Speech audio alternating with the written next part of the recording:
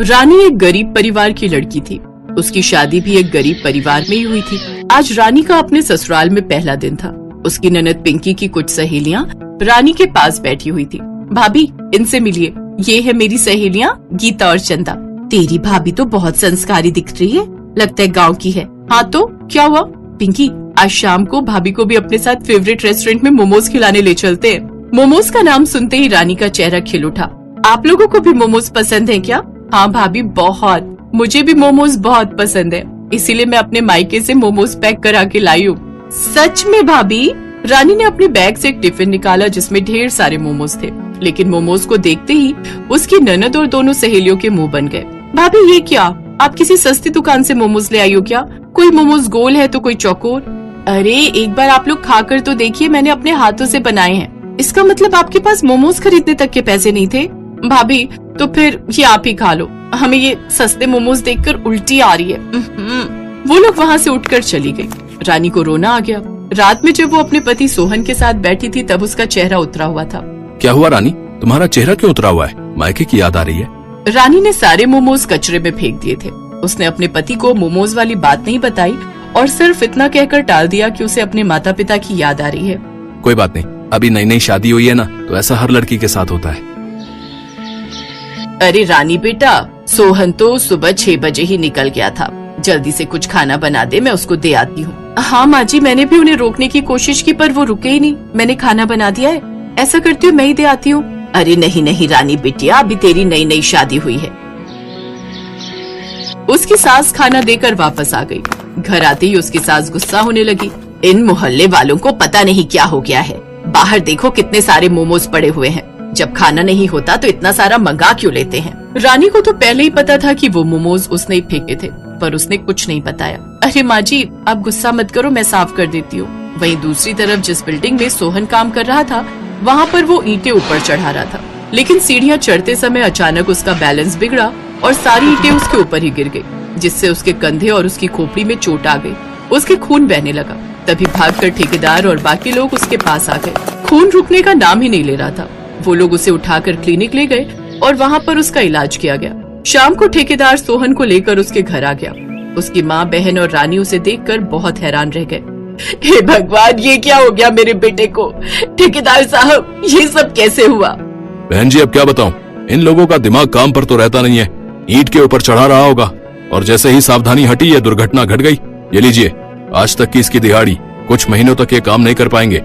इतना कहकर ठेकेदार वहाँ से चला गया। उस घर में काम करने वाला सिर्फ सोहन ही था। यहाँ तक कि खाना बनाने तक के पैसे नहीं बचे। रानी बिटिया, ये मेरे पास 100 रुपए बचे हैं। जाओ तुम और पिंकी जाकर बाजार से जूस ले आओ, ताकि कम से कम सोहन तो ठीक हो जाए, वरना हम लोग भूखे मर जाएंगे। लेकिन सोहन ने कुछ भी खाने से मना कर दिया। घर वालों की ये हालत देखकर सोहन की आंखों से आंसू निकल रहे थे।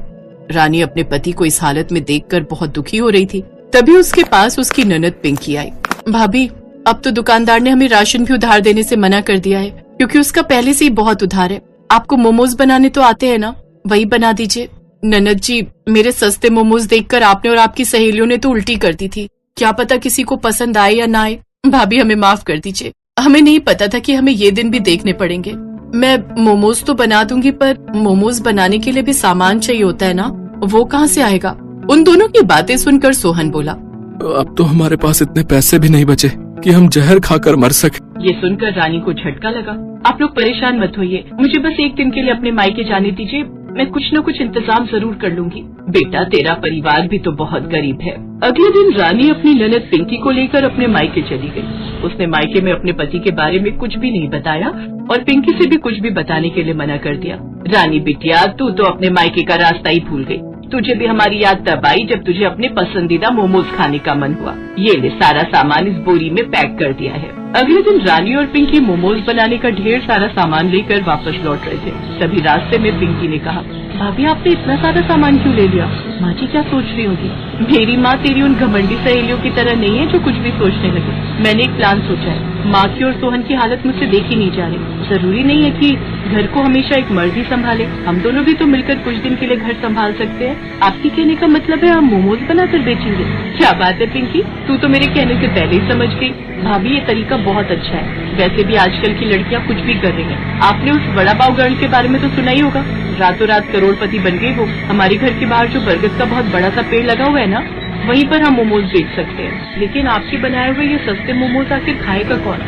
ये सब बातें करते करते वो लोग घर पहुँच गए। सबसे पहले उसने घर में मोमोज बनाकर सोहन, उसकी माँ और पिंकी को खिलाए। मोमोज खाने के बाद उन लोगों को स्वाद बहुत ज्यादा अच्छा लगा।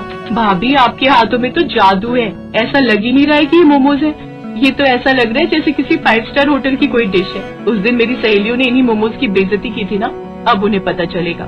रानी, तुम लोग ये जो करने जा रही हो ये मत करो, मैं बहुत जल्दी ठीक हो जाऊंगा। लोग क्या कहेंगे?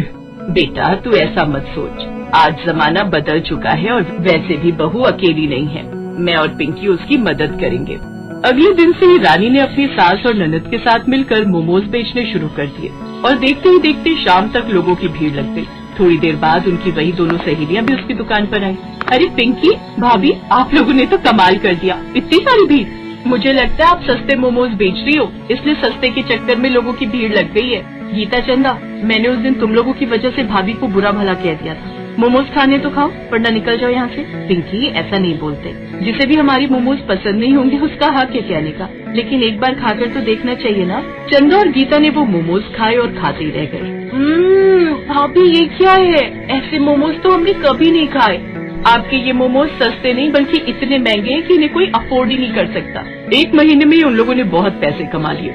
अलग अलग तरीके के मोमोज बनाने शुरू कर दिए। अलग अलग तरीके के मोमोज के अलग अलग प्राइस भी रख दिए। फिर भी लोगों की भीड़ कम नहीं हुई बल्कि दुगनी हो गई। बहू, तेरे बनाए हुए मोमोज को लोग सस्ते मोमोज कहते थे ना, पर आज तेरे सस्ते मोमोज बनाने की कला ने हमें दोबारा खड़ा होने का मौका दिया। अब वो लोग पैसे कमाने लगे थे, इसीलिए सोहन का इलाज भी अच्छे डॉक्टर के पास कराया गया और कुछ ही दिनों में वो पूरी तरीके से ठीक हो गया। बेटा, अब तुझे मजदूरी करने की कोई जरूरत नहीं। अगर तुझे कुछ काम करना ही है तो बहू के साथ मिलकर ये मोमोज वाला काम कर, फिर पैसे इकट्ठा करके अपना खुद का रेस्टोरेंट या होटल खोल लेना। तो इस तरह से एक हारी हुई बाजी को रानी के सस्ते मोमोज ने फिर से जिता दिया और हार कर जीतने वाले को ही बाजीगर कहते हैं।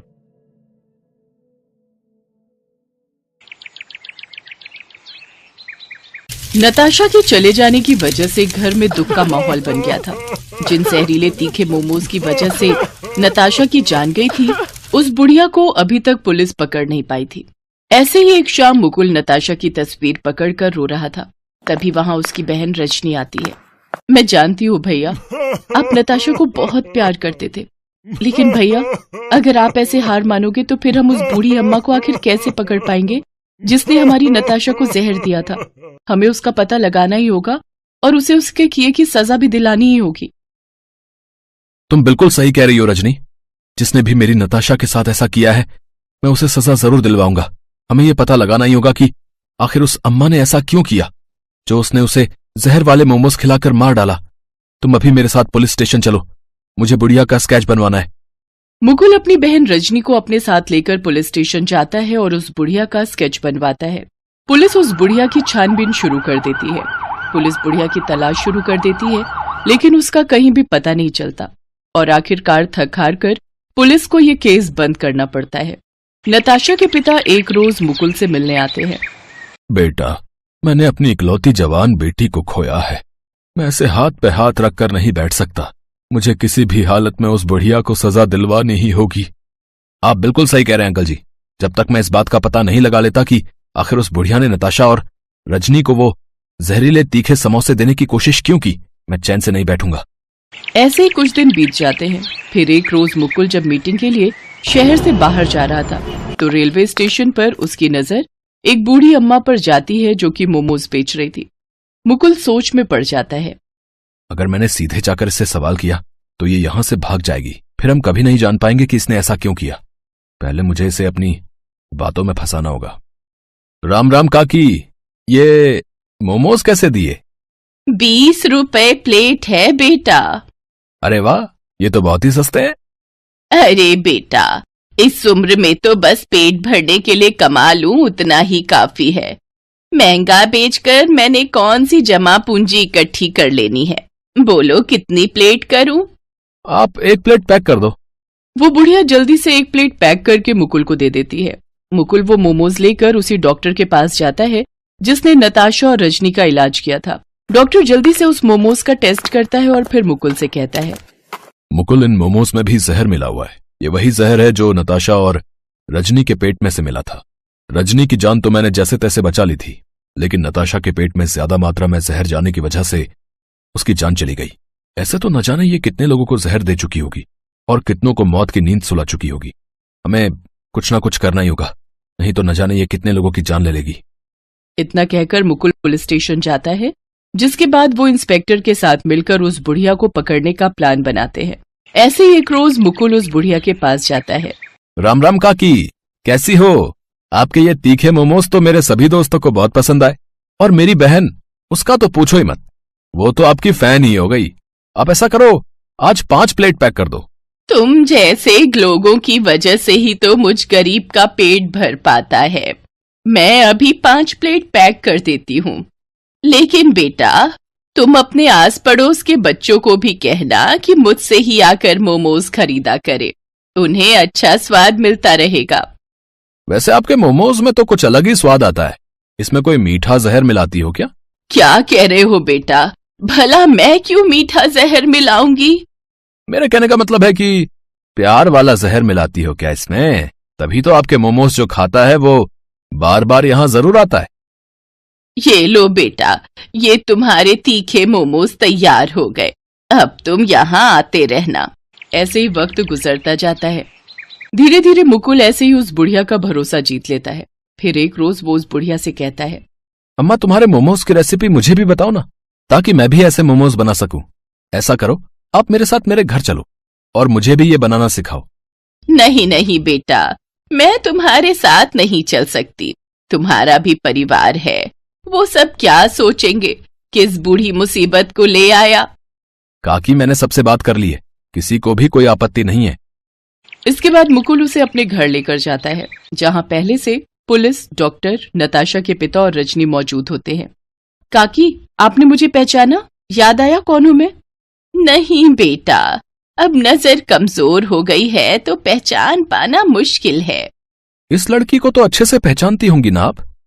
हाँ, ये लड़की तो आती थी मेरे पास, लेकिन आखिर आप लोग ऐसे शक भरी निगाह से क्यों देख रहे हो मुझे? क्योंकि काकी, अब हम सब जानते हैं कि आप अपने मोमोज में जहर मिलाती हो, और आपकी वजह से ही मेरी दोस्त नताशा की जान चली गई, और आज ये पुलिस आपको पकड़ने के लिए ही यहाँ आई है। अम्मा, आपके लिए बेहतर यही होगा कि आप अपना सच कबूल कर लो। क्योंकि मेरे जवान बेटे की मौत भी इसी वजह से हुई थी। उसे किसी दोस्त ने मोमोज में मिलाकर जहर खिला दिया था, और जिसने ऐसा किया उसका मुझे आज तक पता नहीं चला। इसीलिए मैं सबकी जान ले लूंगी। लेकिन एक इंसान की वजह से आप सबकी जान नहीं ले सकती। माता जी, आपने ऐसा नहीं करना चाहिए था। आपको हमारे साथ थाने चलना होगा। चलिए। पुलिस उस बूढ़ी औरत को गिरफ्तार कर लेती है, जिसके बाद से शहर में जवान मौतों का सिलसिला रुक जाता है। बूढ़ी काकी को 3 साल की सजा होती है। साथ ही वो उस लड़के को भी पकड़ लेती है जिसने उस बूढ़ी काकी के बेटे को जलन के मारे मोमोज में जहर मिलाकर खिलाया था।